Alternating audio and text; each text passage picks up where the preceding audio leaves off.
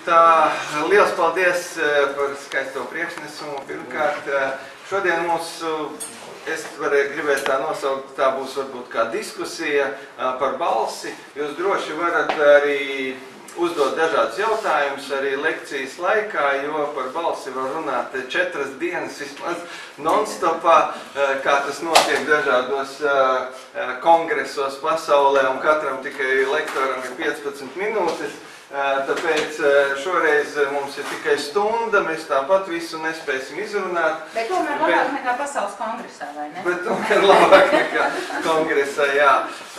Lūk, un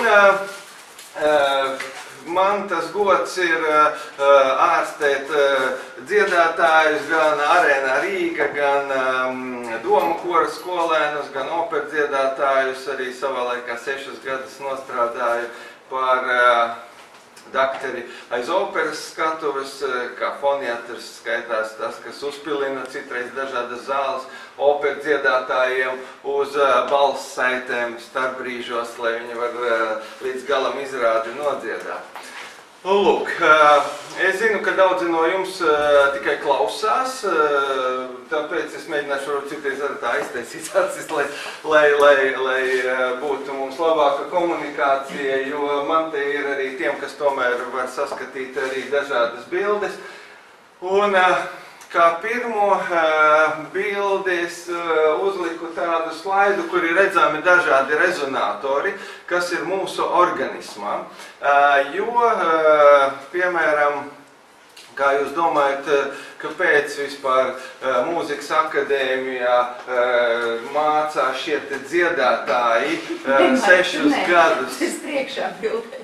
6 gadus, citreiz 5 un tā tālāk. Viņi mācās ne jau tāpēc, lai dziedātu skaļāk, kaut gan arī operu dziedātājiem ir jābūt balsī vismaz virs 90 decibeliem, lai pēdējā rindā operā varētu saklausīt, bet viņi galvenokārt mācās, lai atrastu tajā laikā, kamēr viņi mācās šajā akadēmijā, sava organisma dažādus papildus rezonātorus, skanējumus, kas nāk klāt pie papildus toņa.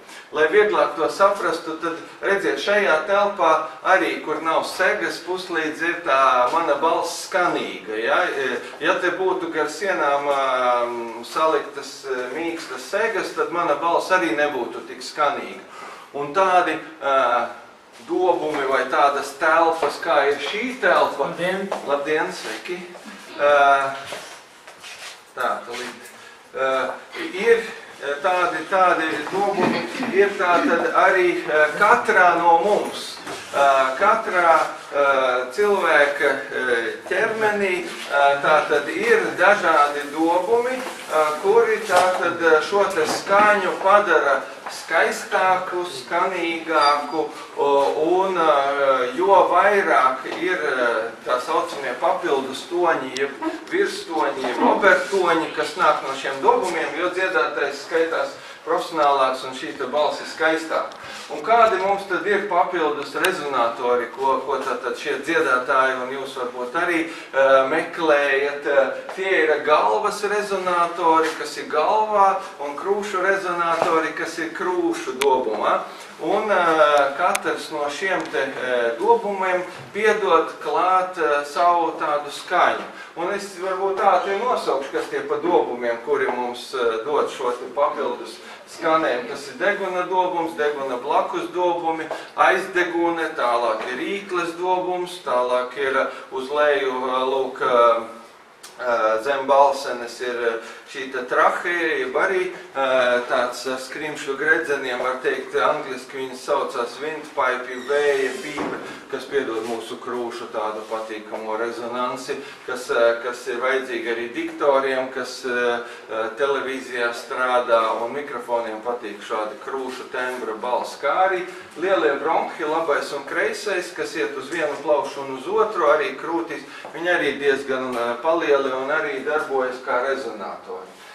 Nu, lūk, un tā, visi, kad šie te rezonātori skan, tad balss ir daudz skanīgāk. Un citreiz, ja ir grūti saprast, kuri kādi dobumi, kas kā skan, ko māca tieši vokālais pedagogs. Tāpēc arī vajadzīgi vokālie pedagogi, lai saklausītu, kuram cilvēkam, kurš dobums jātīsta skaņā vairāk. Tad, lūk, vienkāršos vārdos man patīk, kā viena skolotāja, kuru mācīja bērnus, teica, lai viens zvaniņš skan galvā un viens zvaniņš skan krūtīs. Ja? Nu, tā kā, lai skan galvas rezonatori un krūšu rezonatori. Citreiz var uzlikt arī, es atceros kādreiz arī dziedāju un trenējos Papagēna lomai Mocarta burju flauta, un bija tāda Ludmila Brauna, slavens pedagogs, kur trenēja gan Sonoru Vaici, gan Egīlu Siliņu un visus mūsu operu dziedātājus. Un tad viņa tā man uzlika roku uz krūtī un teica, nu kā tu domā, kas tev krūtīs te skan? Es tā teicu, nu tā plaušas man laikam skan. Viņa saka, nē, plaušas tev neskan, jo plaušas ir mīksti audi, viņi tādi, katra tā alveola ir mazāk pa milimetru un viņa tiešām nerezonē. Bet, lūk, šī te traheja, kas ir pa vidu krūtī un lielie bronhitie piedod tādu, kā teikt, labu skanējumu. Un citreiz arī dziedātāji varbūt, ja tiešām ir mazi tilpumi, tur mēģina tādā ielpas stāvoklī varbūt paplašināt nedaudz šos te rezonatorus. Bet ideja ir viena, ka galvenais ir šī te rezonatori un pareiza elpošana. Un mazāk domāt tieši pa balseni, jo šī balsens līmenī, ja jūs uzliksiet rokas uz kakla un tur ir tāds izcilnītis, tas ir vairogs krimslis, ja, un tad lūk, aiz viņa ir balsētis. Un attiecīgi, ja domāsiet tieši par šo vietu, pa balss saitēm, tad parasti balss aiziet tādā rīklas pieskaņā un, kā tautā saka, dzied uz rīklas šie cilvēki. Tāpēc labāk par to nedomāt, labāk domāt par galvas rezonatoriem un krūšu rezonatoriem. Lūk, un pareizo elpošanu. Virzamies tālāk, lūk, tad šie te lielie dziedātāji, kā Jelena Obrazcova, Giuseppe Barra un Lauri Volpi, tātad saka, ka, lūk, liela profesionāla balss nevar būt attīstīta bez rezonatoru palīdzības. Tieši rezonance piedod balsī spēku, tembra bagātību, profesionālu izturību, un tātad jābūt tieši šai saistībai elfa un rezonatori. Tas ir tas noslēpums. Nu, un atkal Giuseppe Barra, kurš arī bija vokālais pedagogs, arī saka, ka dziedāšanā nav nekāda noslēpumu, galvenais ir tikai šī te rezonance, atrast, lūk, šo te pareizo rezonanci. Jo daudzi zinātnieki arī pētīja pašu balseni, kā jau īpaši vācieši, viņam patika visu izpētīt, tad paņēma citreiz pat no līķiem balseni un domāja, ka nu būs skaista skaņa, ja palaidīs caur šo te balseni gaisu. Bet tur bija tikai tāda, kā viņa raksta, nepiedienīga skaņa, tāds purkšķis vai plerkšķis, un līdz ar to tad, nu, no tās idejas, ka tā balseni ir tas galvenais atteicās, jo balseni tikai ievibrē mūsu šo te stabu, gaisa stabu, un tālāk visi rezonatori tātad atskan, ja. Un tāpat arī dziedātāji māca, teiksim, arī man bija savs pedagogs Samsons Izjumovs, kur, lūk, arī mācīja, teiksim, lai galvas rezonatori skan nedaudz tā kā pažāvāties, un tad tā galvas rezonatori atskan, vai atkal uzlikt roku uz krūtiem un bišķi tādu krūšu balsi. Lūk, tā mācās šie te dziedātāji dažādiem paņēmieniem. Citiem ir, piemēram, nazāla balss, tāda varbūt nesmuka, tāda caur degunu, jā, tāda, kā teikt, man ar tāda nedaudz bija, bet, kad es mācījos, bet, un es atceros viena tagad ļoti slavena dziedātāja, viņa vispār negribēja ņemt mūzikas akadēmijā, sakarā ar to, ka viņai bija tāda nazāla balss. Bet tad tāpat Ludmila Brauna, slavenais pedagogs, viņa zināja, kā tikt vaļā no šīs te nazālās balss, un tomēr paņēma mūzikas akadēmijā ar visu to nesmuko deguna tādu balsi un lika viņai celt mīkstās augšlēs uz augšu, tā kā žāvājoties dziedāt, līdz tā nazālā balss augšlēs piecēlās, uz augšu, kad pažāvājas, neiet gaisa vairāk tieši degunā iekšā, nedod to deguna pieskaņu, bet savukārt visi deguna blakus dobumi un galvas rezonatori tāpat skan.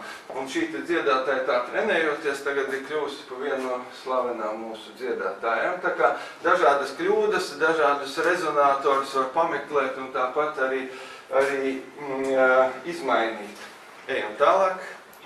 Lūk, te ir, kas var saskatīt saskatām, kas ne, es izstāstīšu. Tātad nākošā bildē redzam balseni, kur tātad ir pašā pamatā divas balssaites, kur tātad, lūk, pamatā ir pati saite, zem viņas ir muskulis vokālis, jā, ir galvenais muskulis, un tā pati saitīte, tā balss kroka ir klāta ar gļotādu.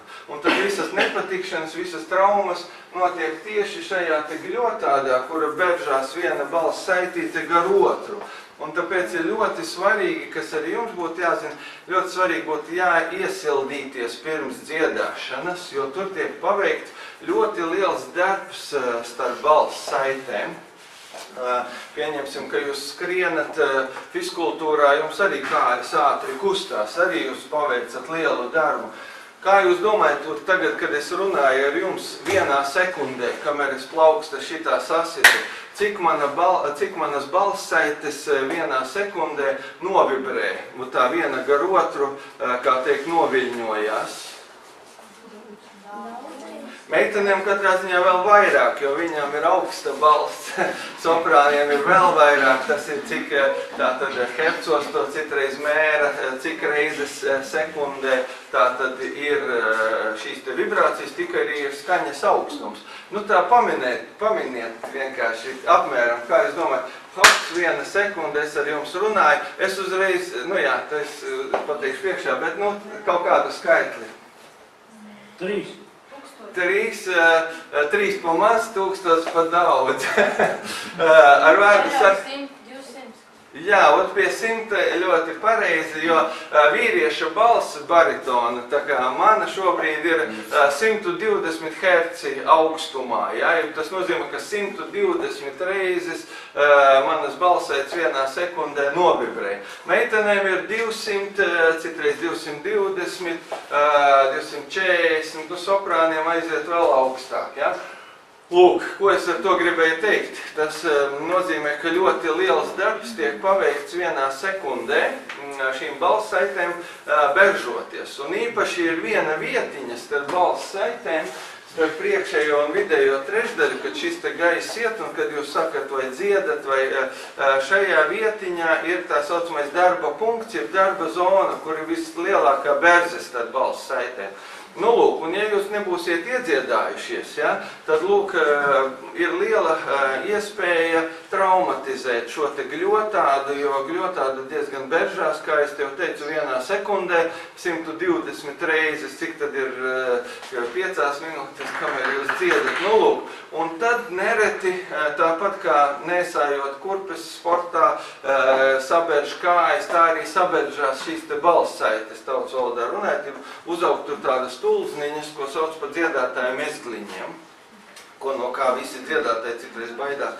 Bet, nu, pārāk no viņiem baidīties nevajag, ka vienkārši tā gļotāda divās vietiņās ir tādi divi kā mezgliņi, bumbulīši uz balss saitēm, jo atkal pareizi dziedot viņi samazinās, tāpat kā tulznas samazinās pie pareiziem apaviem kājās, tā arī šeit. Un tāpat arī, ja viņi ir neiet nost, tad mēs kā ķirurgi varam viņus arī nogriezt, vai arī samazināt ar dažādām fizioprocedūrām. Lūk, tas ir par balssaitēm. Nu, un virs īstām balssaitēm ir vēl tā saucamās neīstās balssaites, arī tādas divas gļotātas krokas, kuras mums parasti Eiropas cilvēkiem stāv mierīgi, nekustās, bet kustās tikai, lūk, šīs te īstās balssaites. Bet, ja cilvēks pārāk sasprindzināti runā vai dzied, tad šīs te neīstās balssaites arī saspringzinās, un tad tautā ir tāds teiciens, ka viņš dzied uz rīkles. Tā kā, nu tāda es nevāku nodemonstrēt, bet tāda rīkles skaņa. Armstrongs, kad dzied. Jā, ļoti, es tieši gribēju par Armstrongu teikt, un jūs jau, kā teikt, man priekšā var teikt, saka. Tad to īstā. Jā, un tā runā, un tā arī literatūrā tā ir rakstīts, ka Armstrongs iespējams, nu toreiz jau nebija tādas varbūt kontroles tieši Armstronga balssaitēm, ka varētu viņus nofotografēt, ko mēs tagad varam vai nofilmēt ar mūsdienu tehniku, bet pēc viss tās analīzes saka, ka viņš arī ar neīstām balssaitēm dzied. Bet, nu, ja tautā saka citreiz, ka dzied uz rīkles, nedzied uz elpas, tad tas no vienas puses it kā ir pareizs teiciens, bet viņš ir nepareizs teiciens attiecībā pret mongoļiem un tuvēniešiem. Jo mongoļu un tuvēniešu nacionālā dziedāšana, viņa slēp sevī to rīkles, tādu varbūt kādreiz esat dzirdējuši vai YouTube var uzlikt, kā šie mongoļu tuvēnieši dzied, un tad dažādi dakteri skatījās tātad arī caur degunu ar tādu fibroskopu videokameru brauca līdz balssaitēm un redzēja, ka šiem te mongoļiem un tuvēniešiem slēdzās gan neīstās balssaitītes, gan īstās balssaites. Un tad ir tāda rīkles balss, jo skan ļoti šis te balsens vēderiņš, jeb šis te maisiņš, kas ir starp šīm te īstām un neīstām balssaitēm. Un tas vēderiņš, jeb maisiņš, viņš ar kā rezonators darbos. Jūs varbūt esat redzējuši vakaros, varbūt šeit ar kāds dīķis ir, kur vardes kurks, un te viņam uz kakla tādi, nu, kā teikt, lieli pūšļi ir, ja? Nu, tas ir, lūk, šie te balsens vēderiņi, kuri ir kā rezonatori. Un, ja runā, ka cilvēks ir cēlies no mērkeķa un tālāk, kā teikt, attīstījies, tad pēc tādas teorijas arī ar šiem te balsens vēderiņiem sakrīt, jo vislielākie šie te balsens vēderiņi ir arī mērkeķiem salīdzinot ar cilvēkiem, jo Amazonas džungļos, kad ir šie te mērkeķi nofotografēti citreiz kādās internetā pat var redzēt, ka viņam uz kakla, ka viņi sasauc, kā teikt, tad viņiem ir tādi lieli maisi, tāda apkakli. Kā jūs domājat, priekš kam Amazonas džungļiem tādiem mērkeķiem būtu vajadzīgi tādi maisi, tādi vēderiņi balsenes? Ir kaut kāda ideja. Savu baru sasaukt. Jā, ļoti labi. Viņiem bija jāsasauc sava meitene tajās džungļos. Tas ir viens. Jā. Bet, un tas ir diezgan iespaidīgi izskatās, kad viņiem tāds ir, tāpat kā citreiz tītari un visi tā piepūšās. Bet tas īstenībā nebija galvenais. Jo Amazonas džungļos bija galvenais viņiem izdzīvot, un tādēļ viņiem diezgan daudz bija jāšķērso šī te Amazonas upe turpat pakaļ. Un šie te balsens vēderiņi, ka viņi piepūtās, tad viņi bija tā kā tāds glābšanas riņķis, un tie mērķi droši varēja peldēt to Amazonas upi. Turp un atpakaļ, jā.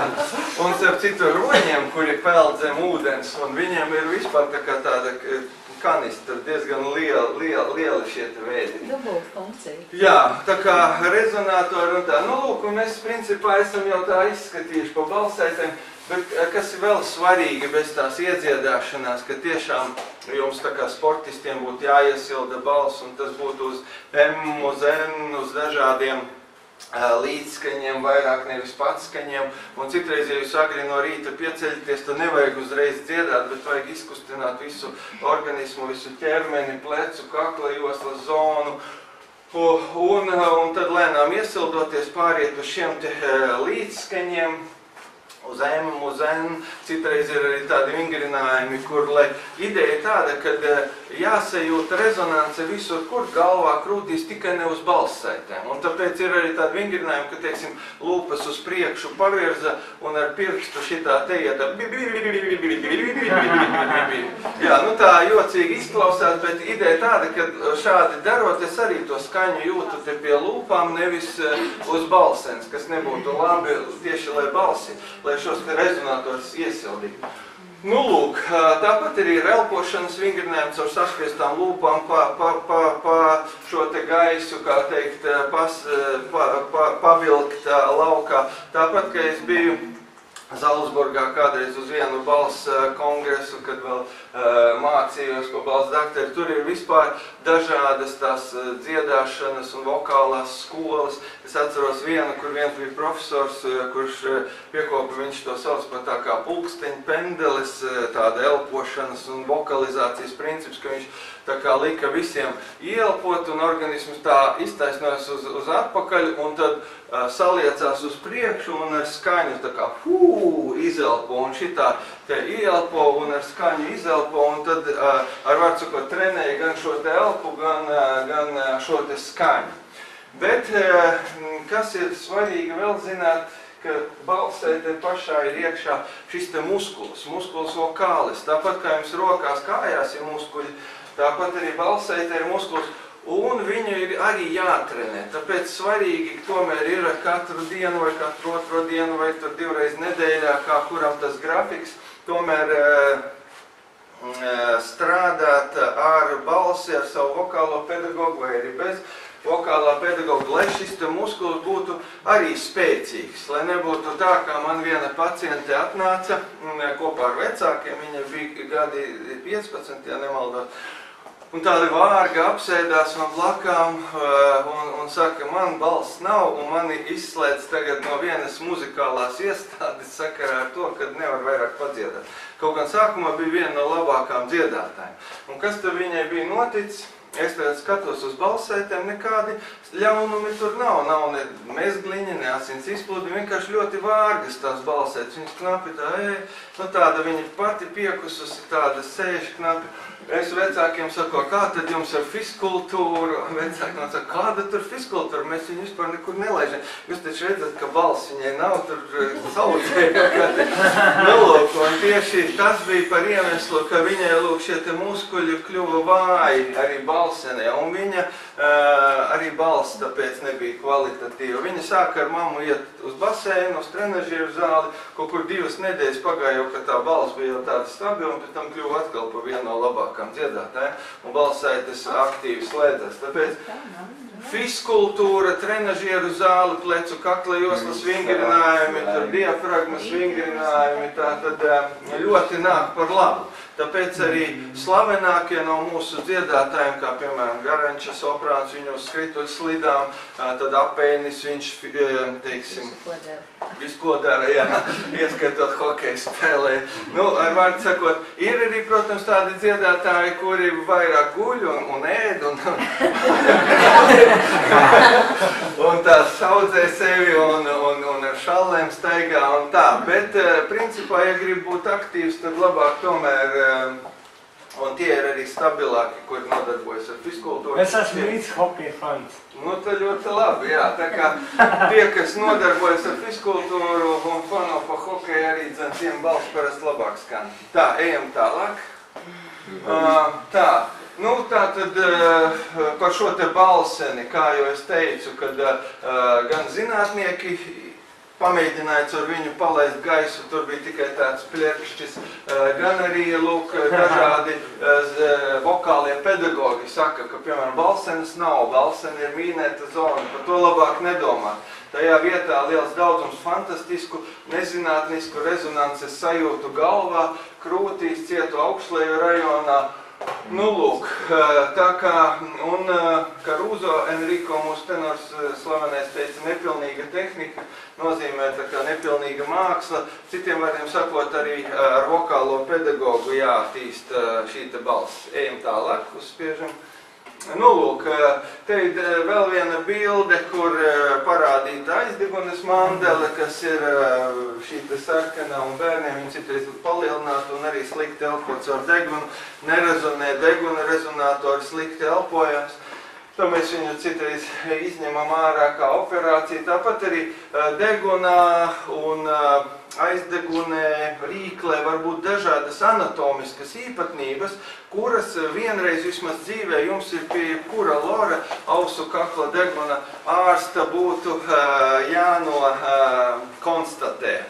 Jo nereti ir tā, ka ir ļoti šķība deguna starpsiena, un slikti degunselpo, neskan galvas rezonatori, aiziet pie dakteru, dakteris izoperē, iztaisno šo te degunu starpsienu, man starp citu arī viņa ir izoperēta un uzreiz galvas rezonatori labāks skan. Tāpat ir arī citas lietas, ko anatomiski var ārsti piepalīdzēt, jo ir dažādas tehnikas gan degunā, gan arī uz balsētēm, ko daram operatīvā ceļā. Ejam tālāk. Nu, te mēs arī redzam nākošā bildē, kur viens ir ar alerģiskām iesnām, un arī šie te deguns ir pietūcis, slikti skan, gļotas tek pa rīkli kaklā, un man arī daudzi tādi dziedātāji ir bijuši, kuri uztraucās, ka neskan balss, un tad, kad konstatē, ka tas ir no deguna, kur gļotas tek rīklē un tālāk uz balssaitēm un balssaites, tātad apgrūtināta ir viņu kustību sakarā ar to, kad, lūk, ir tik daudz gļotas, tad izārstējot šo te degunu, arī paliek skanīgāka balss. Ejam tālāk. Nu, ejam tālāk pie šitiem, citreiz ir dažādi polīpi degunā, tā kā šeit sauguši, kā veidojumi arī alerģiski, kurus ir jāizņem, un tad arī labāk skan balss. Nākošā bildē ir redzami deguna blakus dobumi. Tiem, kas nevar saskatīt, tā tad ir aiz vaigiem divi dobumi, vienā pusē, otrā pusē, tāpat arī virs deguna pieres dobums ir diezgan liels, labs rezonators, un tāpat arī viens ir pa vidu galvai arī kaula tāds dobums, tukšs, kurš skan. Un, kad visi šie te rezonatori skan, tad citreiz šie te galvas deguna blakus dobumi, tad citreiz vokālais pedagogs tos saprot un skaidro arī audzēkņiem, un jūs to saprot kā skaņu, tā kā maskā vai sejā, lai atrezonē, ja? Tāpat turot ceļot mīkstās augšlēs un virzot šo skaņu, lai atrezonē šie te rezonatori, tātad skaņa uzreiz būs bagātīgāka. Tāpēc jau mūsdienā šo te skaņu var pat nomērīt, tā saucamos virstoņus, jo tagad jau tā tehnika aizgājas tik tālu, ka man, piemēram, nevajag vairāk dzirdēt dziedātāju, kuru, teiksim, vajadzētu ņemt operā.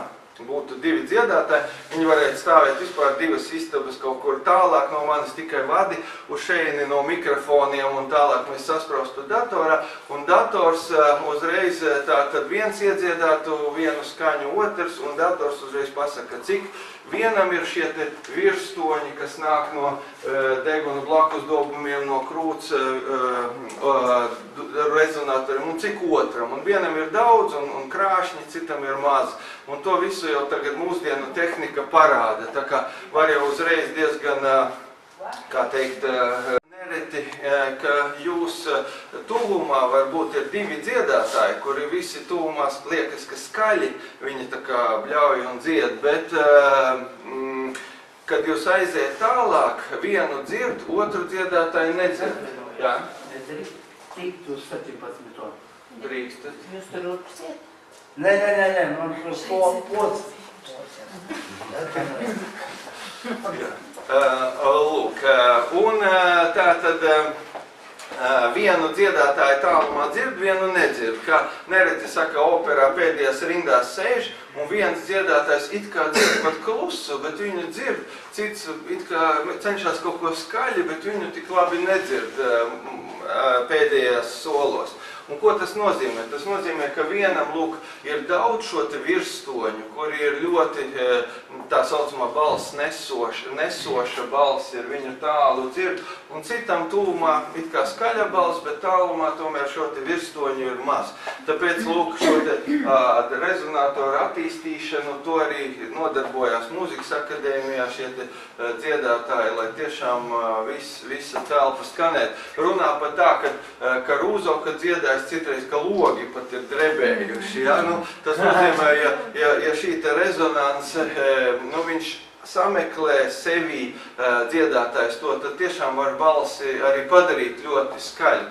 Es to citreiz salīdzināju tā, ka mums kādreiz, es mācījos arī Lielvārdas vidusskolā, un tur fiskultūrā bija tas lielais stienis tāds, caur kuru leca pāri augstuma ziņā šie te sportisti. Un bija tā, ka viens paņēma šo te un iepūta tā kā trompetē. Un, tāda skaņa bija, tāda tāda, kāda bija. Cits atkal viens mums bija tā, viņš iemanījās atrast to stieņa skanējumu, ka viņš iepūta tā, ka vienkārši arī visi logi tajā sporta zālē drebēja, un tas bija tā kā no tāda mežraga, ja? Tas pats ir arī mūsu organismā. Ir šie te dobumi, un cits viņus māk ieskandināt, un citam tas ir ilgāks laiks jāpamācās, lai tos varētu ieskandināt. Bet katrā ziņā rezerves mums visiem ir, lai mēs mācītos. Un citi tiešām, kā saka, mūžu dzīvo, mūžu mācīs. Citreiz arī Placido Domingo, kurš ir slavenais operu dziedātājs, vēl savā arī jau vecumā, jau var teikt, tomēr apmeklē vokālo pedagogu laika pa laikam, lai savu balsi atkal sakārtotu tā pa plauktiņiem, kā saka vokālisti, lai viņi labi skan. Man viens jautājums par šī, piemēram, Ines Galante, kad dzied arī Erdāls pianā, viņa taču arī dzied, vai ne, ļoti, un viņa dzied klusi. Tieši tā, jā. Tas ir, ka viņa strādā kā viņa. Jā, un tāpat laikā, ja pieliktu viņas balsi pāanalizēt šos te virstoņus, tur būtu ļoti daudz virstoņu, it kā balss tā kā tūmā klusa, bet viņa tomēr skanīga ir un tālumā viņu dzird. Tur jau ir tā vokālā skola. Un ja runājam par Inesi Galanti, viņai bija arī tikšanās ar mūzikas akadēmijas studentiem, un ka mūzikas akadēmijas studenti viņai prasīja, kas tad ir galvenais viņas noslēpums, kādēļ viņa tik ilgi var dziedāt un tik stabili. Nu, te viņa kā galveno tieši šo te balss iesildīšanu minēja. Viņa sāk gatavoties vakar izrādē jau dienas gaitā, lūk, iesildot uz šiem te, kā teikt, līdzskaņiem šo te balsi uz M. Ja mēs runājam par tādu iesildīšanu, tad principā ir arī tā nereti, ja katru dienu vai katru otro dienu dziedātais dzied vai runātais runā, tas paliek jau tādā organisma līmenī kā tāds nosacījuma refleks zināmā mērā. Un tāpēc ir svarīgi nereti, ja jums, piemēram, 7 vakarā jādzied, tā kaut kādos jau 3 varbūt uztaisīt pirmo iedziedāšanos, kur tikai jūs varbūt kaut kādas 2-3 minūtes savu mīļāko frāzi vai kaut ko ieskandināt galvu, kaut ko uz M vai kaut ko nodziedat. Un tas ir arī, var teikt, viss. Ar to pietiek, lai organisms sāktu apasiņot inervāciju, lai viņš sāk gatavoties tai dziedāšanai, tā kā sportistam. Pēc tam nāk tuvāk vēl vienu, jau tādu ilgāku iedziedāšanos, un tad jau nāk pati dziedāšana, un jūs esat sagatavojies. Un citi dziedātāji, lūk, visas dienas garumā, tā kā sportisti gatavojas tai vakara izrādēji. Braucam tālāk uz spiežam. Man ir viens tāds jautājums. Ja, piemēram, cilvēkam dziedātam uztaisa operāciju uz balssaitēm, ja? Cik ilgu laiku pēc tās operācijas viņam nedrīkst dziedāt? Parasti tas atkarīgs ir no operācijas plašuma, ko dara, bet ja tie ir tādi mezgliņu, piemēram, noņemšana no balss saitēm, parastam cilvēkam tie 3 dienas nerunāt ne ar vienu, 10 dienas mazāk runāt. Ja runā par dziedāšanu, tad tā dziedāšana varētu atsākties pēc 2 nedēļām ātrākais, nu, kad tomēr apdzīst jau tās vietas. Ja tas ir lieli kaut kādi veidojumi, kā polīpi un tā, tad nereti arī līdz mēnesim vajadzētu nedziedāt. Tā kā dažādi ir, bet, nu, citreiz arī pacienti neklausa. Man bija pat tāda viena pasniedzēja, kureiz izoperēja no balss saitēm veidojumu, un viņa jau vakarā jau dziedāja, kā teikt, tās pašas operācijas dienā jau. Bet, nu, tas ir tādi reti gadījumi, bet principā tas ir diezgan individuāli. Un, ja runājam par šo te veidojumiem un tā, tad nākošā bildīte man ir divas tādas fotogrāfijas, divi zīmējumi, ko es pats kādreiz zīmēju, kad mācījos medicīnas akadēmijā, ir tāda zinātne histoloģija, zinātne par šūnām. Šūnu gļotādas līmenī. Un tad ir tā, ka viss mūsu elpceļš ir klāts ar tādu cilindrisko skropstiņu epitēlību, skropstiņu šūnām, gan degunā, gan trahejā, kur šīs te skropstiņas mēs nemaz nevaram redzēt. To redz tikai ar elektronu mikroskopu, un pa viņām virzās gļotas, un viņas ir tā kā gļotu transports notiek. Tāpēc, ko es ar šito bildi gribēju pateikt, ka dziedātājiem nav vēlams nekad, un vispār tā kā cilvēkiem, kuri grib savu dzīvi saistīt ar runāšanu, dziedāšanu, smēķēšana nav vēlama, jo smēķēšana šīs te skropstiņas vispār apstādina nereti, un tāpēc arī smēķētājiem ir no rīta klepus. Viņi pieceļās, un viņiem ir jāizklepojās, jo tad nav attīrījusies tā gļotāda pati. Man ir vēl viens tāds jautājums, piemēram, arī par operāciju. Vēl viens tāds. Ja, piemēram, kad puisis, piemēram, pieaug līdz 13 gadiem, tur pusaudzis, ja, viņam ir tās balss lūzums, ja, un ja, piemēram, balss lūzuma laikā uztaisa operāciju uz balss saitam, kas var notikt, kā tā balss var skanēt? Jā, es sapratu jautājumu. Tātad balss lūzums vispār nav pat saistīts īsti ar operāciju. Operācija var gan balss lūzuma laikā, gan ne balss lūzuma laikā, bet kas notiek balss lūzuma laikā? Balss lūzuma laikā strauji aug balsene. Puišiem viņa balss saites pagarinās līdz pat 1 centimetram. Tāpēc mēs vairāk puišiem dzirdam, ka lūk šo te balss paliek zemāka, tur tāda raupjāka. Vidējs tas iet pusgadu, 13, 14 gadi, tas ir tas vecums, kad parasti tas notiek. Kaut gan ātrāk, tagad arī mēdz būt jau pat 8 gados balss lūzumi, jo tas ir tāds balsenes augšanas periods. Meitenēm savukārt balss saites pagarinās tikai pa 4 mm, tādēļ viņām mēs maz dzirdam šo te balss lūzumu, citreiz vispār nedzirdam. Kaut gan viņām arī ir šis te balss lūzums, un galvenais hormons, tas ir tāds testosterons, vīrišķais hormons, un puišiem viņa ir daudz, tāpēc arī aug šīs te balsaites, meitenēm viņa ir maz, tāpēc arī mazāk aug šīs te balsaites. Nu, lūk, bet ko redzam, mēs nenoslēgušos balss spraugu mugurējā daļā, tā kā šķirgu, tādu spraugu, ko redz dakteri. Tāpēc citreiz arī domu kora skolā un citās skolās, kad pedagogs nesaprot īsti, vai ir balss lūzums, audzēknis arī nav pārliecināts, vai ir balss lūzums, vai nav, īpaši meitenēm, kurām tik ļoti nemainās tā balss, tas sūta pie šiem te balss dakteriem, balss dakteri paskatās, redz, kad lūk nenoslēgsies tā sprauga, un tā kā apstiprina, jā, ka ir tas balss lūzums, vai arī viņš jau pāriet, nu, to arī balsnē mēs varam redzēt. Un, ja runā par operācijām, tad, balss lūzuma laikā vispār operācijas nav vēlamas, bet balss lūzuma, šīta balsenes augšana parasti ir pusgadu. Tajā laikā mēs, ja ļoti nenoslēdzas balss sprauga, mēs liekam klusēt šim te audzēknim vai arī samazinām viņam slodzi, to tad nolem kopā dakteris ar pedagogu, ko darīt ar katru individuāli.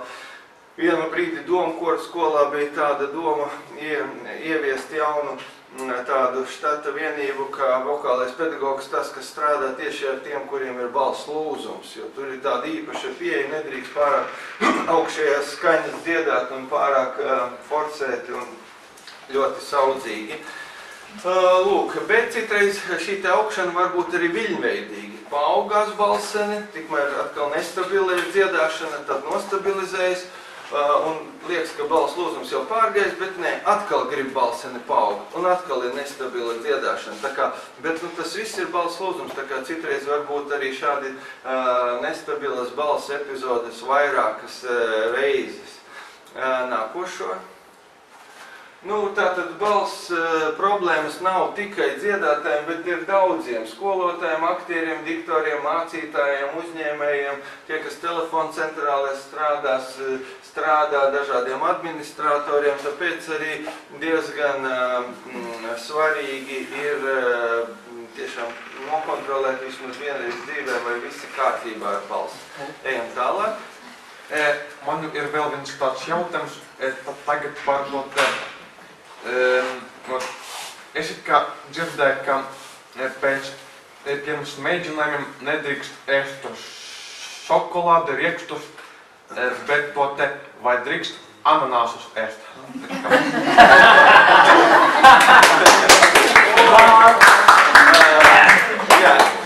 Labs jautājums. Man kaut kur uz priekšu tur būs arī slaidi par to, bet ja īsos vārdos, tad tas ir arī nedaudz individuāli, jo katrs organisms ir individuāls, bet kas skaitās, ka tiešām rieksti nebūtu labi, jo gar balseni ir tāds tā kā kabatiņas, un nereti šie te rieksta gabaliņi tur arī paliek.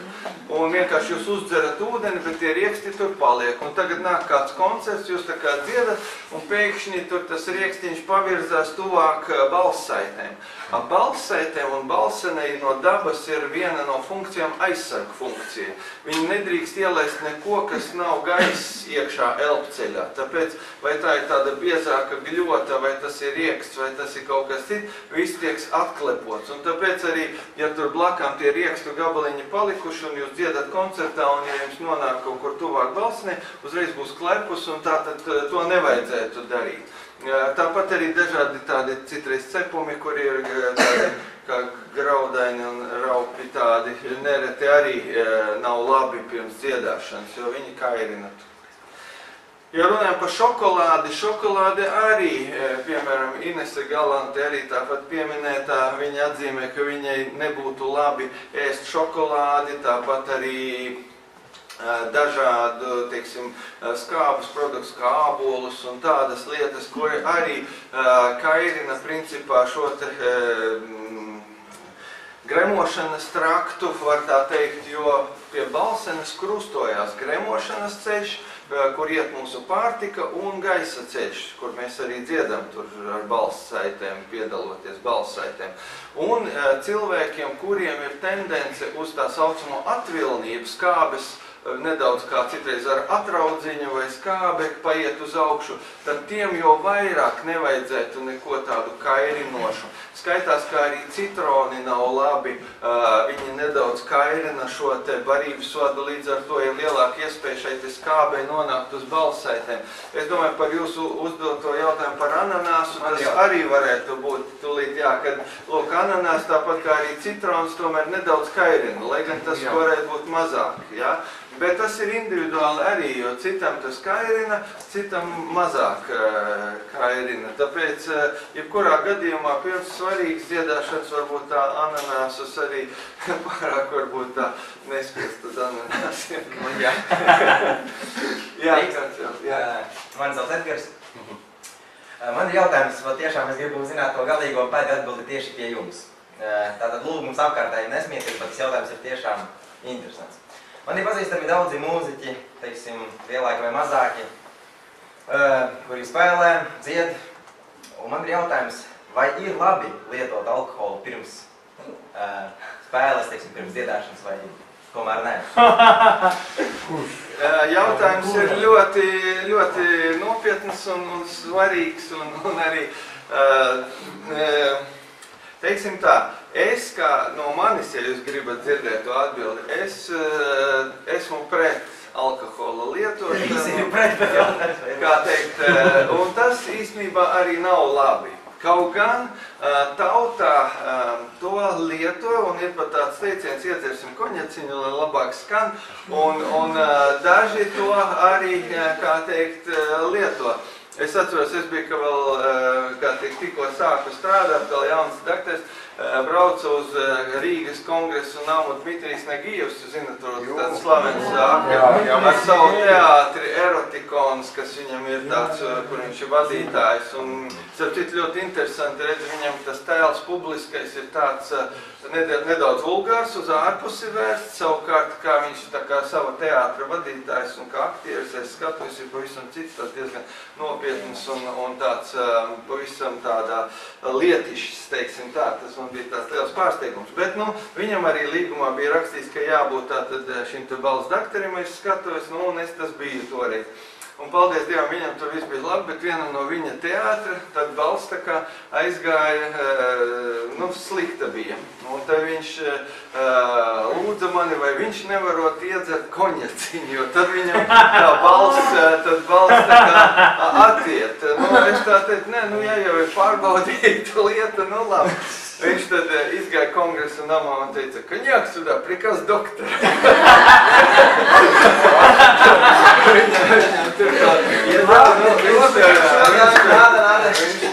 Viņš tur viņu nedaudz iedzēra, it kā tā balss atgāja, bet pēc tam atkal, gāja cietam. Vēl vajadzēja. Pēc tam man it kā spieda roku, ka es tur izglābu izrādi un ka visi pie balss. Bet es principā to nerekomendēju kā tādu, bet varu jums pateikt, kāda ir alternatīva, ja? Jo alkoholam ir tas slikums, viņam ir nedaudz tāds tā kā atsitiena tāds efekts, ka jūs šodien viņu lietosiet, tad rītā priekš balss varētu būt tas sliktāk tādā ziņā. Tas tāpat kā deguna pilieniem citais, kuri sašaurina asinsvadu, kamēr viņas iepilina, tikmēr ir labi, bet pēc tam ir vēl lielāka nedaudz tūska deguna. Tāpēc kāda būtu alternatīva?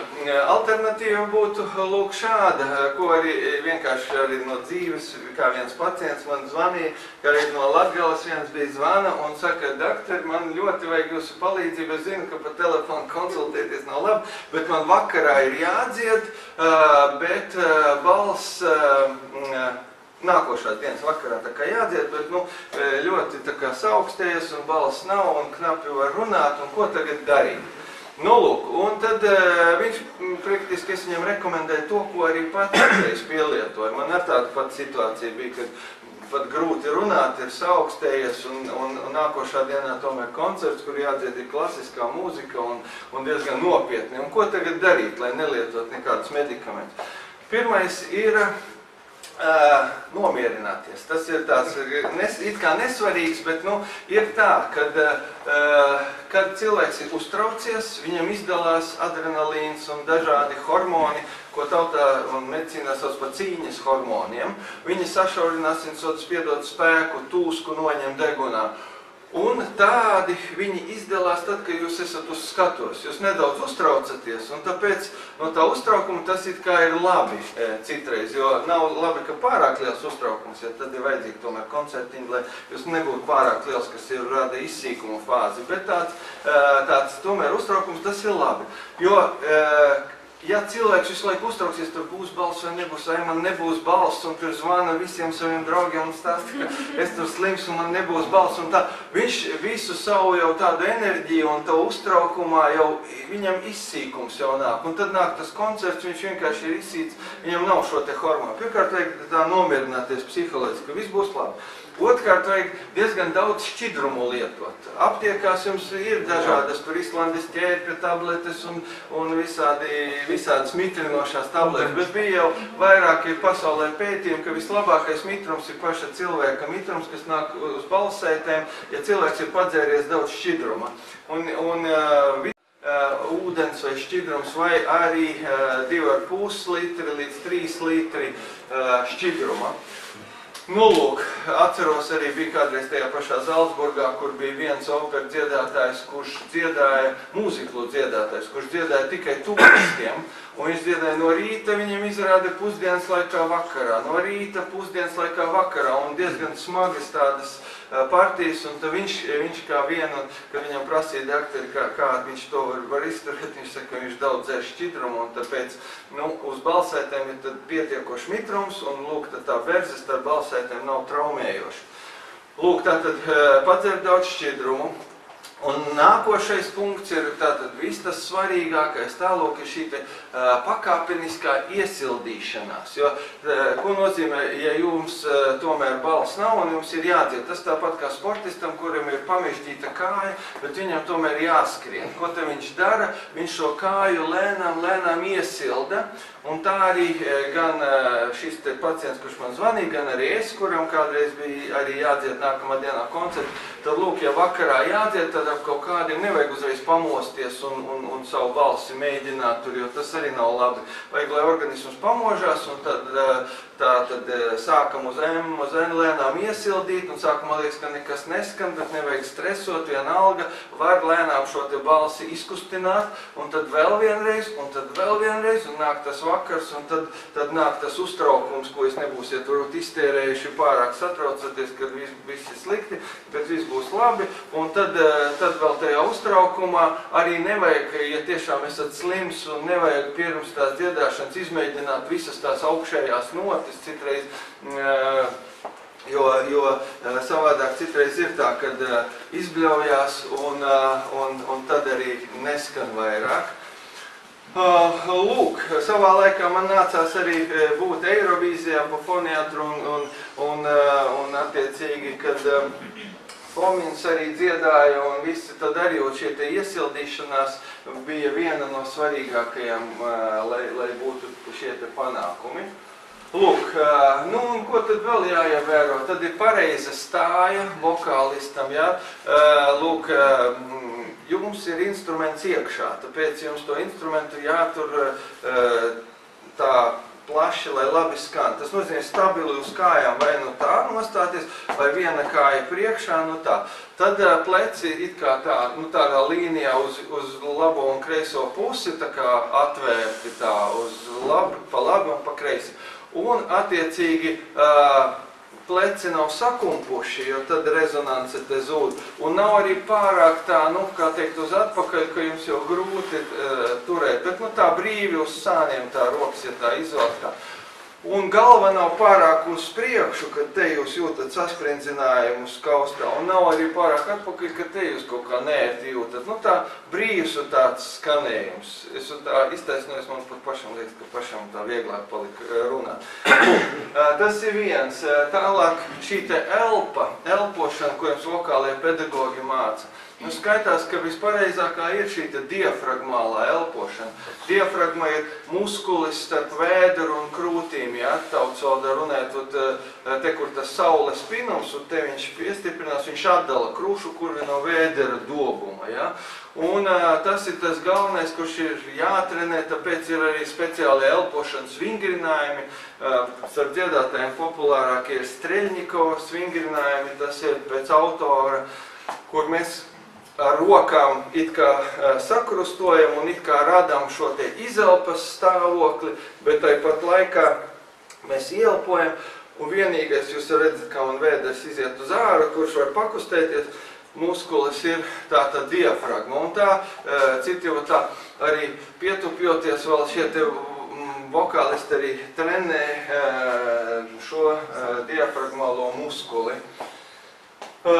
Bet arī, tāpēc arī pareizi dziedot, citreiz var uzlikt rokas uz vēdera, te sānos un tā kā ielpojot tā sajust, ka lūk, bišķiņ šīs te rokas tā kā atspiežās, bet nu katrā ziņā tas ir tāds darbs ar vokālo pedagogu, bet tas ir visiem gan pūtējiem, gan dziedātājiem. Kaut gan arī ir tā, kad nevienmēr arī šī diafragmāla elpošana ir cilvēki, kuri tomēr arī lieto nedaudz krūšu. Mario Del Monaco, teiksim, ja jūs esat redzējuši tāds slavens tenors, viņam ir atkal raksturīgi tāda krūšu tipa elpošana arī dzen. Kaut gan, ja tā klasiski, tad tomēr diafragmālā ir daudz labāka. Bet no daba ir devusi, ka puišiem it kā vairāk ir diafragmālā, meitenēm vairāk krūšu tipa, jo tas ir paredzēts, ka meitenēm būs jāiznesa kādreiz bērniņš, un viņš ir, kā teikt, vēdera dobumā, un šī diafragma nevar pakustēties, tāpēc krūšu tipa elpošana vairāk, jo ir starp ribām arī ir elpošanas muskuļi, iekšējā, ārējie šie te krūšu muskuļi, skausta muskuļi, viņi arī visi piedalās elpošanā, tā kā elpošanas muskuļi ir daudz. Bet, nu, galvenais tomēr šī vēdera elpošana, jeb diafragmāla elpošana. Ejam tālāk. Kas jādara, lai nebūtu uztraukums?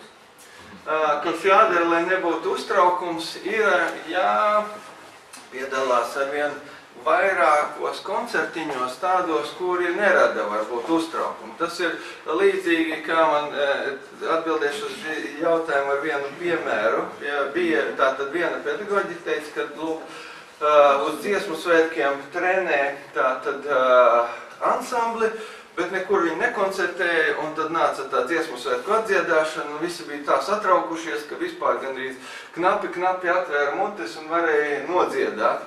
Līdz ar to, ko es rekomendētu, tomēr taisīt maziņus koncertiņus, kuri nerada satraukumu. Teiksim, padzied vecākiem, padzied ciematā, padzied vēl kaut kur un tad iet uz lielo dziedāšanu, jo tad nav tā uztraukuma. Pēc sevis varu pateikt arī, ka man bija no dabas kaut kā ļoti liels uztraukums, ka es biju arī jūsu vecumā, un es atceros, kad arī biju uz konkursu Ko tu proti, kur kādreiz arī 3 gadus pēc kārtas pirmās vietas tur dabūju, trenējos. Un tad bija tā, ka arī tik liels uztraukums, ka nācās tiešām dziedāt šo te programmu kaut kur skolā, skolotājiem, tad vecākiem, tad vēl. Un tad viss tas tā pakāpeniski aizgāja, kad tas televīzijas uztraukums vairāk nebija tik liels. Tā kā, principā, ir jātrenē. Tas ir tāds zinātnieks Saljē, franču zinātnieks, kurš pētīja stresu. Un tā viņš tieši izpētīja. Un tā viņš tieši izpētīja, ka maziņi pozitīvi stresi viņi mobilizē organismu, un viens liels bez sagatavošanās viņš rada izsīkuma fāzi, ka jūs vienkārši būsiet izsists. Nu, lūk, ejam varbūt tālāk, mūsu laiks jau... Mums ir dažas minūtes vairāk, jo diriģents kavē. Diriģents kavē. Varbūt daram tā, pabraucaties tā interesantāk, un tad mēs vienkārši parunāsim, es atbildēšu uz jautājumu vēl uz priekšu, vēl. Te ir dažādi veidojumi, polīps, tāds asins izplūdumi varbūt uz balssaitēm, nedrīkst skaļi bļaut. Ir citreiz bijuši tā, kad gan hokeja spēlē, pēc hokeja spēles atnāk un balss nav, un mēs paskatāmies, ka uz balssaitēm ir asins izplūdums. Tāpat arī, ja ilgi cilvēks klepo, mugurējā daļā balssaites sasitās ar varbūt tādas granulomas veidojumi, ejam tālāk. Lūk, šis te atvilnis, kāpēc nerekomendē veselīgu ēšanu, nerekomendē tur čipšus, Coca-Colu un tādi, kas kairina, jo tas viss nāk ar atraudziņu, kā gāzēti arī citreiz dzērieni uz augšu, un pirmais, kas jau šeit no barības vada, viņš tiek uz balssaitēm, tāpēc arī balss tad nav tik skanīga. Nu, ejam uz priekšu vēl, tāpat arī dažādi ļaundabīgi audzēri var būt, ja cilvēks smēķē, ja, tāpēc īpaši nerekomendēju smēķēšanu, jo tas elpceļiem rada lielu ļaunumu. Ejam uz priekšu, vēl, kur mums bišķi atpakaļ vienu. Nu, redziet, tādas balssaites izskatās apsārtušas ar gļotām, tad, kad jūs esat slims, saaugstējies vai pārdziedājies, un šīs te gļotas, lūk, arī operā mēs starp izrādes cēlieniem, kā daktaru uzpilinam uz balssaitēm, dažādus šķidrumus, gan tūsku samazinošu, gan tie, kas nomazgā vienkārši kaut vai siltu fizioloģisku ūdeni, jo no deguna mēs varam izšņaukt, bet no rīkles mēs grūti atklepojam, ejam uz priekšu. Quasimodo. Vēl tālāk, tas ir vēl. Nu, redz, te ir, kāpēc kafija nav laba dziedātājiem, tāpēc, ka kafija skaitās arī viegls urīndzenošs līdzeklis, nedaudz diurētisks, un līdz ar to balssaites sausākas paliek citreiz. Bet tiem, kuriem zemes spiediens, tad atkal kafija der, ejam tālāk. Te rekur par to stresu jautājums bija. Stress tātad bija jau jautājums un atbildi, ka maziņi pozitīvie stresi jums nāks pa labu, kā mazās uzstāšanās, lai būtu arī uz lielās skatuves kārtībā viss. Nekā viens liels stress, kad vispār balss neskan. Nu, tad ir citreiz blakus skaņas traucē dziedātājiem, tāpēc īpaši uz lielām skatuvēm, kur ir lielās tumbas, citreiz dziedātāji lieto tā saucamo kontroli. Man bija konkrēti arī pacienti nereti, kuri sūdzējās dziedātāji, ka viņi bieži slimo ar laringītiem un arī nāca ārstēties. Un tad, kad viņi iegādāja šo tā saucamo kontroli, ka viņi ļoti labi dzird, ko viņi dzied uz lielām skatuvēm, kur ir lieli trokšņi, ka viņi vairāk nebļauj, nepārpūlē balsi un vairāk arī nevajadzīga ārsta palīdzība. Tāds kā austiņas? Jā, tādas kā austiņas, kurās jūs dzirdat paši savu balsi, kad blakām tur bundzinieks bungo vai vēl daudz trokšņu, jo nereti tās tumbas ir virzītas uz skatītājiem, skatītāji dzird labi, bet jūs nedzirdat sevi. Un līdz ar to jūs gribat tā kā bļaut skaļāk, lai jūs sevi dzirdētu. Bet ar to bļaušanu jūs nodarat pāri savām balssaitēm. Te ir tā kā ēšana uzrakstīta. Nu, ir tā, ka īsi pirms dziedāšanas nerekomendē pieēsties, jo tad ir sliktāka apasiņošana balssaitēm, vairāk ir kuņģim, bet otra lieta, ka tas viss, ko jūs apēdat, ir arī kā balsts, kuņģis atrod zem diafragmas, viņš ir kā balsts diafragmē. Un citiem ir vieglāk dziedāt, ka tur kaut kas ir iekšā, citiem atkal vieglāk dziedāt, ka tur ir tukšāks. Tāpēc jāzina katram, cik viņš daudz un cik ilgu laiku vai īsu laiku pirms dziedāšanas viņš to var apēst. Man, teiksim, bija tā, ka es dziedāju 5 izrādes pēc kārtas kādreiz muzikālā teātrī uz jauno gadu, un pie Oļģerta Dunkera režisora, un es biju tā aprēķinājis, ka man tieši pusotru stundu pirms dziedāšanas vislabāk ir paēst un nedaudz. Un tad bija tāds gan atbalsts uz elpas, gan arī nebija tā, ka kaut kas spiež vai arī pārāk tukša sajūta. Citiem labāk patīk dziedāt uz tukšu kuņģi, kā viņi saka, nu, kad tiešām tā brīvā. Tā kā tas katram, nu, tas par alkoholu bija, tas jau izrunātais, ka nu, tas nav atbalstāma lieta, bet to var panākt ar balss iesildīšanu, daudz ar šķidrumu, un tāpat jums būs skanīgāk un arī nākamā dienā labāk nekā jūs būsiet lietojuši alkoholu nākošo. Un redz, alkohols bez tam vēl gan kairina rīkli, gan rada dažādu orgānu bojājumus, gan kaulu, gan plaušu, gan citu. Ejam tālāk. Smēķēšana tātad tas pats, nerekomendējams tieši sakarā ar to gļotādu stūsku, un nereti ir balsētas pietūkušas no smēķēšanas uz priekšu. Te mēs redzam, redziet, kāds balsētas kā maisi tādi, tāpēc, ka cilvēks ir smēķējis vienkārši no dūmiem, tūska veidojas uz balsētiem, un arī balss nav skanīga. Tālāk, nu stājiet, un mēs tālāk. Miegs ir svarīgs, vajag izgulēties naktīs, ja, jo naktīs uzkrājās mums šie te cīņu hormoni, un ja jūs nebūsiet izgulējušies, tad jums arī no rīta balss neskanēs. Tālāk. Nu, tātad, kas vēl ir slikti, tātad āboli, citreiz dažādi, kā mēs varam, citroni, skābums, kurš kairina barības arī slikti ietekmē balsi. Gāzēti dzērieni, Coca-Cola, tiek ar burbuļiem, citreiz iet augšā kā atraudziņš, arī nāk līdzi šis te pepsīns sālskābe. Daudz runāt pirms dziedāšanas arī nebūtu labi, jo runāšana daudz vairāk nedaudz sēdina balsi nekā dziedāšana. Tāpēc operetē skaitās grūtāk dziedāt nekā operā, jo tur ir gan jārunā, gan jādzied. Un tāpēc arī sava skola ir šai te tehnikai. Daram varbūt, nu jā, daudz ūdeni jādzer, velpējums, pieši atpūtai ir jābūt, kad mēs medicīnas akadēmijā savā laikā pētījām muskuļu darbību, tad ir tā, ka muskulis daudz vairāk uzbriest un daudz vairāk darbu padara, ja viņš dara nepārāk tādu smagu darbu, bet vidēji smagu darbu un ik pa laikam atpūšās, lai atkal šīs te barības vielas uzkrāt tālāk. Nu, emocijas ir diezgan svarīgi, kā uz šīs te bildes Pavarotti dzied, jā, Luciano Pavarotti, ka var pilnīgi pēc viņa sejas nojaust, ka viņš pa kaut ko domā. Tad labs pedagogs vokālais ar citreiz, ja dziedātājs jau vairāk varbūt nesaprot, kur kas skan, tad pasaka aizmirsti par visu, tad domā par kaut ko skaistu, tur par pavasari, par kaut ko, nu, tādu, kas paceļ garu. Un kāpēc tas izmaina balsi? Tāpēc, ka, lūk, dot tādu, tāpat arī gludo muskultūru, inervējību dot signāls.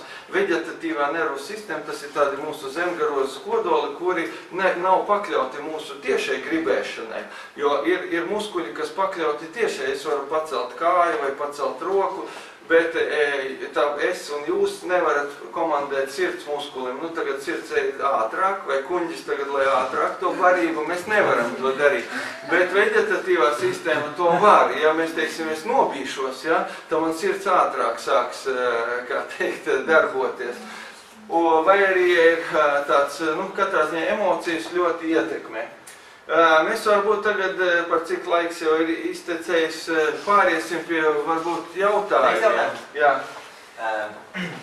Man skolas laikā diezgan bieži sanāk sportot un kopinot to ar dziedāšanu.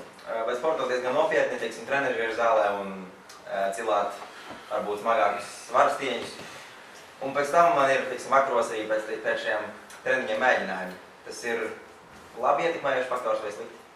Tieši šie treniņi uz dziedāšanu. Principā treniņi priekš balss muskuļiem, priekš jebkuriem organismu muskuļiem ir laba lieta, bet vai tieši tajā dziedāšanas dienā tas ir jautājums, jo nereti ir treniņa, elpošana un tāpat arī viss tā treniņa darbība, svīšana un citas lietas tajā pašā dienā iespējams nebūs tik labas priekš tieši vokāla. Bet varbūt, ka nākošā dienā tad jau tad būtu, jā. Nu, jā. Es jautājumu. Es esmu dzirdējusi, ka dziedātāji, kad dzer tās lielas olas, vai tas palīdz vai balsim, vai Jautājums par lielām olām, jā, filmās ar citreiz rāda, tādas paplātes, vai tas ar olām visu izdara. Bet ideja kāda? Pirmkārt, jēla ola, kas viņa ir tā kā gļotas, tur tā kā ieļo varbūt mūsu kaut kādu daļu no mūsu balss aparāta. Un tas ir tā kā mute rīkle. Un tālāk viņa aiziet barības sodā, uz balsētēm viņa netiek. Tas nozīmē, ka nedaudz jūs tā kā šo te tādu patīkamāka ir artikulācija un skaņveida tieši mutes rīkles rezonātoru darbībā, bet es teiktu, ka šai te olai, ko jūs izdarat vairāk, ir šī te emocionālā daļa. Tāds placebo efekts medicīnā tas skaitās, ka lūk, kā pārbauda nereti medikamentus. Vienai daļai cilvēku iedod tableti, kur ir zāles, otrai cilvēki daļai iedod tādu pašu tableti, kur nav šīs te zāles iekšā. Bet, ja pateiks, kad lūk, tā zāles ir ļoti labas, tad parasti arī tiem, kuri izdzer šo te tukšo tableti, viņam liekas vismaz lielākai daļai, ka viņam labāk ir palicis. Tāpat arī tautā ir šis te noskaņot, ka no olām skan labāk, un cilvēks jau noskaņos, ka skanēs labāk, iedzer olu, un tā arī ir. Un vokālistiem tas ir diezgan raksturīgi, jo vokālisti ir ļoti emocionāla publika, pat daudzi dakteri diezgan tā grūti strādā ar šo te pacientu daļu, jo viņi nav tādi matemātiķi, fiziķi konkrēti, viņi visi ir ļoti emocionāli, un tur tieši tā nereti ārstēšana ir tāda, vienkārši viņi jānomierina šis te dziedātājs un jāpasaka, ka viss ir labi un tā nereti ir, jo ja ir pretēji kāds slikts vārds vai kāda negatīva plūsma, tad uzreiz tā balss, diemžēl, arī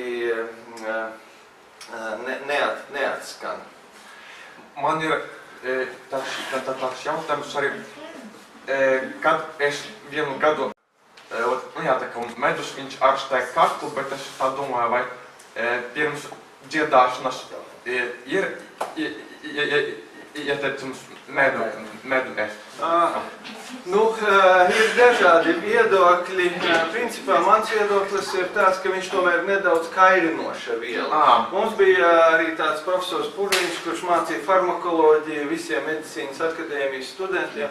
Tad ir tā, kad rekomendēja tomēr medu ēst, kad jau kakls ir sarkans un kad jau ir kairināts un jau tur ir iekaisums, tad tas medus palīdz. Savukārt jau uz tāda pilnīgi vesela gļotā tas medus, katrā ziņā kuņģi viņš ļoti barības sodu kairina un varētu būt, kad nāk šis te kairinājums arī uz balss saitēm.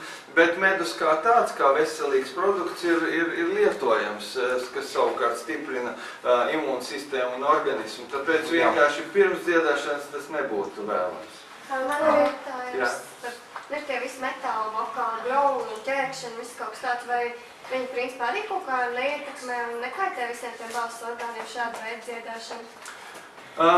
Man bija tāds liels pārsteigums, ka es skatījos gan Latvijas rock šos dziedātājus un smagā metāla, gan arī pasaules. Man bija doma tāda, ka es paskatīšos tur un ieraudzīšu kaut kādas saites ar mezgliem vai kaut ko, ka tā balss tādiet, bet gluži otrādi. Tiem rock dziedātājiem un metāla dziedātājiem, kuri ir profesionāli, viņam tās balsēs ir ļoti skaistas un ļoti profesionālas, bez nekādiem izmaiņām. Un viņi vienkārši nereti pielieto arī šīs neīstās balss saites, tā kā Armstrongs un citi. Tāpat arī ir individuāli, anatomiski šis elpceļš veidots, bet jebkurā gadījumā katrai tai tehnikai ir jāmācās. Ja tas būs uz elpas, tāpat kā šie mongoļi un tuvēnieši, kuri dzied it kā uz rīkles, un mēs dzirdam tādu rīkles balsi, bet tāpat laikā viņi to var darīt stundām, jo elpas balsts ir, un tāpat arī šiem te metāla un rock dziedātājiem ir jāmāk pareizi bļaut, tāpat kā aktieriem jāmāk pareizi bļaut, un tad viņi pie akteriem nenāk. Bet tikko pēc beigšanas akadēmijas tad diezgan daudz ir apmeklējumi, kamēr viņi iemācās skaļi lūk visu to pasniegt. Jā, bet vai jau opera un koris tomēr nav labāk, saudzīgāk? Opera un koris? Jā. Jūs domājat solo vai koris? Tā? Nē, saudzīgāk ir kā tas roks. Klasiskā dziedāšana skaitās saudzīgāk, jā. Tādā ziņā, jā. Nu un koris. Vienīgais no medicīnas viedokļa skaitās arī labāk solo dziedāšana ar vokālo pedagogu, kurš tevi kontrolē katru tavu skaņu, nekā korī vai ansamblī, kur visi dzied un citreiz dziedātājs pielāgojas nevis savai balsī, bet kolēģa balsī. Jā. Es gribēju pajautāt, piemēram, kad sāp kaklas un, piemēram, tējā, taisa tēju un ieliek tikai drusciņu iekšēji, vai tas kā palīdz kaklam vai nē īsti? Nē, jebkurā gadījumā, ja runājam par tēju, pirmkārt jāzina, ka karstus dzērienus nebūtu tā vēlams dzērt īpaši pirms dziedāšanas, jo tas tomēr karsts dzēriens, viņš kairina nedaudz ļoti. Ja runā par tādu ingveru un citām šīm te pārtikas piedevām, tad tas ir diezgan individuāli. Ja jums tas palīdz, tāpat kā nav tādas zelta tabletes, kura būtu visiem rekomendējama sūkāt un visiem būtu ideāla. Tāpat kādam vairāk patīk viena vai otra, bet katrā ziņā tas nekas slikts nav. Ja jums tas palīdz, tad to var lietot. Man ir viens tāds jautājums, piemēram, kad sāp kakls. Piemēram, es kā dzirdēju, ka par daudz zāles tas ir, nav netik labi ietekmē uz veselību. Pārāk daudz zāles, bet, piemēram, var nopirkt arī piparmetru konfektes veiklā, ja? Tās piparmetru ledenes konfektes arī tikpat labi ietekmē kā zāles. Tā. Uz balsi, domājāt? Jā. Nē, principā tas ir lokālā šīs te skaitās kā mentols un tādā veidā viņš uz to brīdi, kamēr viņu sūkā, viņš ir labs, bet pēc tam var būt sliktāk arī, ja runā pa balsi.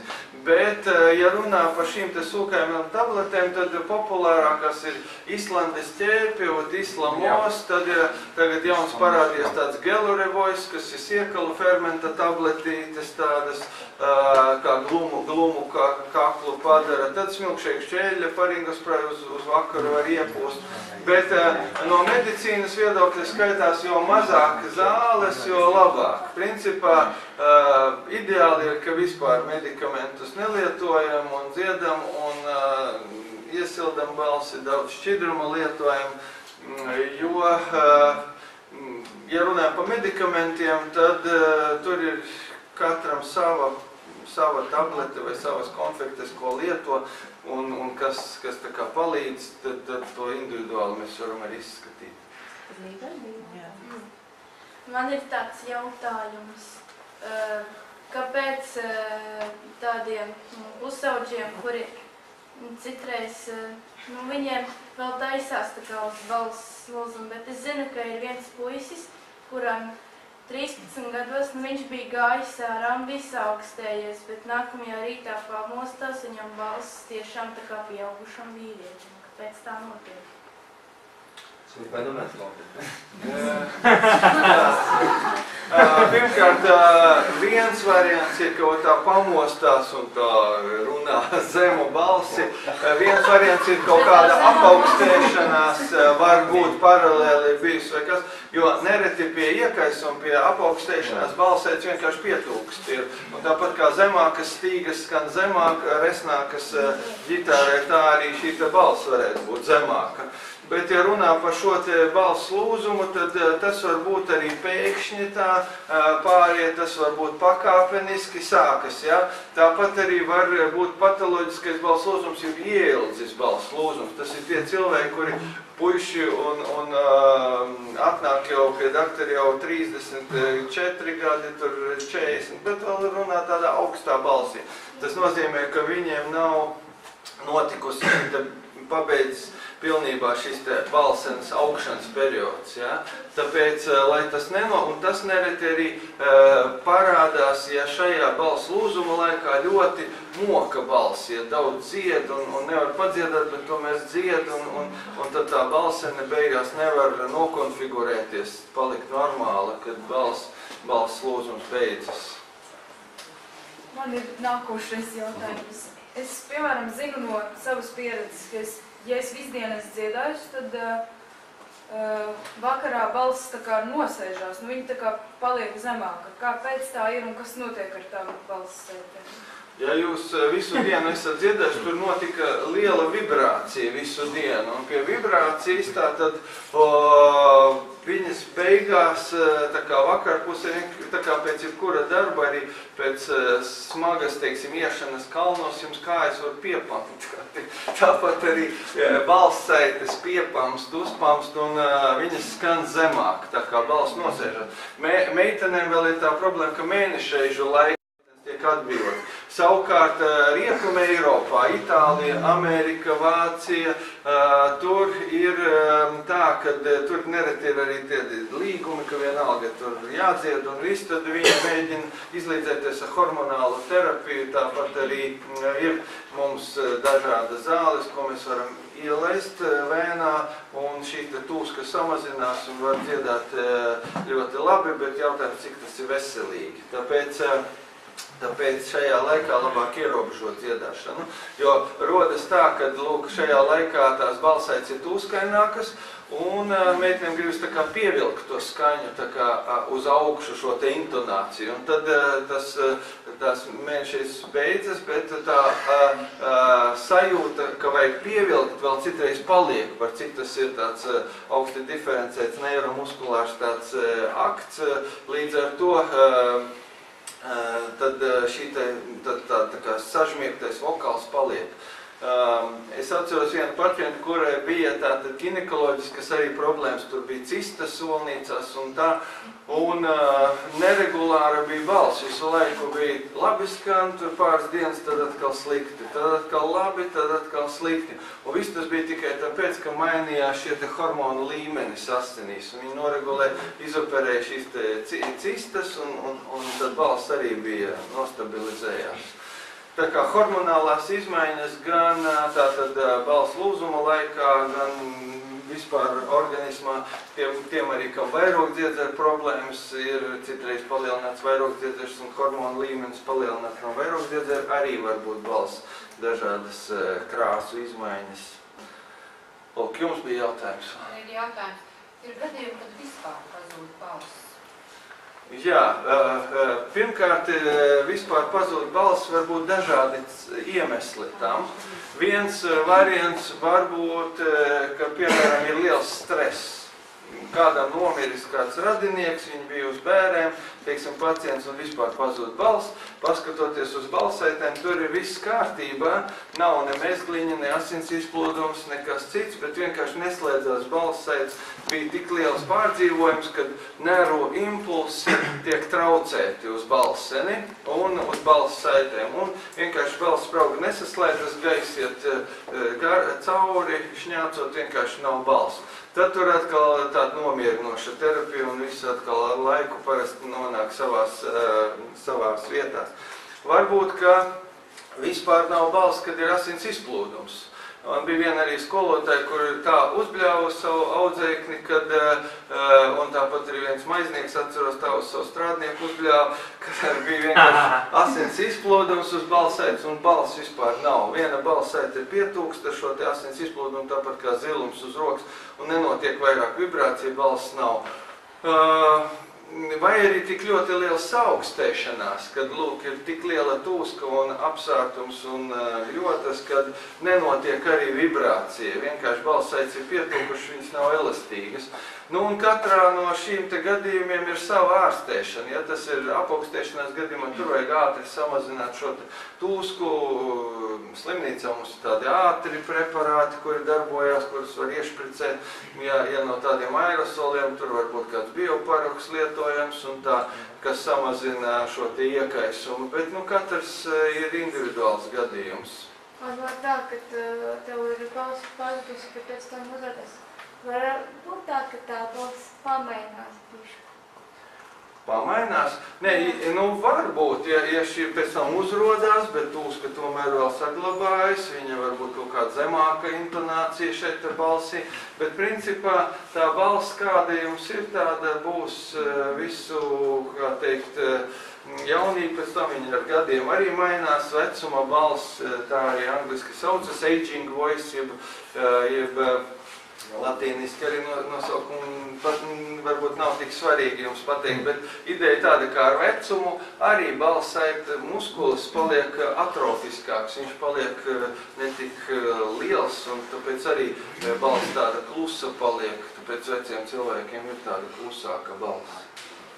Es gribēju pajautāt, piemēram, dzied kāda aktrise, piemēram, kaut kādas dziesmas, un, piemēram, tam cilvēkam, kurš to dziesmu klausās, viņam gribēs attēlot, ne tieši, bet līdzīgi to dziesmu, tā līdzīgi tāda aktrise apmēram. Vai tas ir labi tai balsī, kas attēlo, to cenšas attēlot?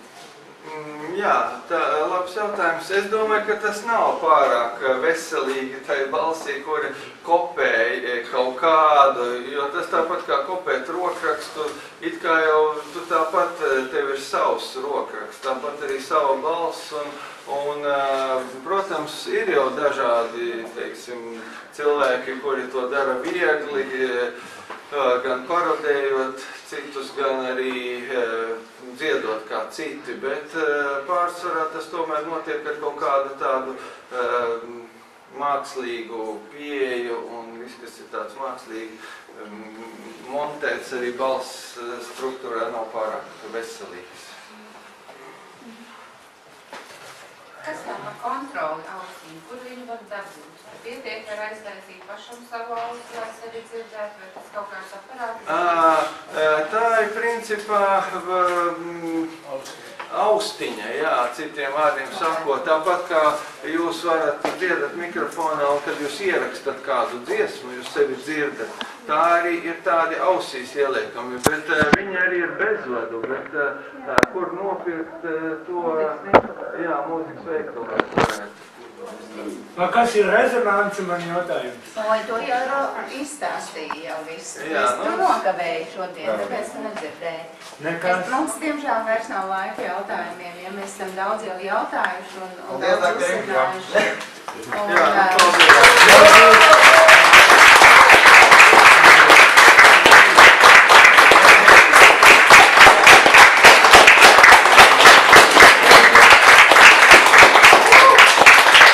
Ja jums kādam gadījumā kādreiz kādu palīdzību vajag, tad droši, kā teikt, pie vadītājas ir mans telefons. Un es gribēju apsākt arī mūsu balsis.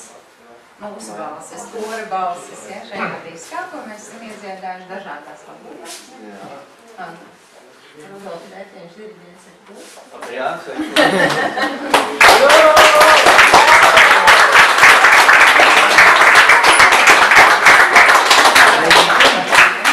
Es arī esmu bijis atnācis vienreiz mūžā pie manas katram dziedātājiem ir jāaiziet pie Dina Sumerā. Vienreiz mūžā es arī bijis. Tā kā tagad mēs arī paldies arī no manis, jo ļoti interesanti bija. Es domāju, ka tas bija tas tāds pamats, kas būtu tā kā jāzina visiem mums. Ļoti laba lekcija. Paldies. Jā. Tagad mēs varam